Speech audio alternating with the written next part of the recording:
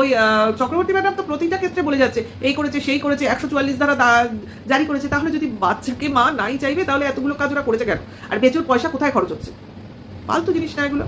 একটা নতুন কন্ট্রোভার্সি টেনে এনে ওই পুরনো জিনিসগুলোকে ধামাচাপা দিয়ে ও যে বাচ্চার পেছনে দৌড়াদৌড়ি করছে, গতকালকে ভিডিওতেও দেখালো কোর্টের কাছে গেছে, হ্যাঁ, সেই জিনিসগুলো চাপা পড়ে যাবে, ধামাচাপা হয়ে যাবে। আশ্চর্য ব্যাপার। আইন আমাদের দেশে অত্যন্ত স্লো, ওই জন্য ধীর গতিতে হচ্ছে, কিছু করার নেই। তিলোত্তমার কেসটা থেকে সবাই তো বুঝতে পারছেন আসামি সামনে দাঁড়িয়ে তবু তাকে গ্রেপ্তার করা হচ্ছে না। তো যে দেশে যেরকম আচার সেই দেশে তো সেই রকমই আইন বা রুলস আমরা দেখতে পাবো। তারপরেও যদি লোক বা মানুষজন বা ম্যাক্সিমাম মেয়েরা একটা মেয়েকেই দোষী দেখেন তো কিছু তো করার নেই, তাই না?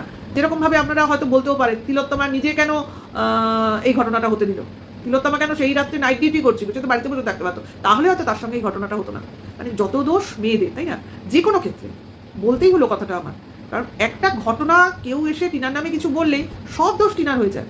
দুদিন আগে টিনার মাতৃসত্তা নিয়ে, টিনার লড়াই নিয়ে সবাই যারা সোচ্চার ছিল, আজকে তারাই একজন দুমুখো সাপ ওই ফোকলার কথায় টিনাকে ডিফেম করতে দুবারও ভাবছে না।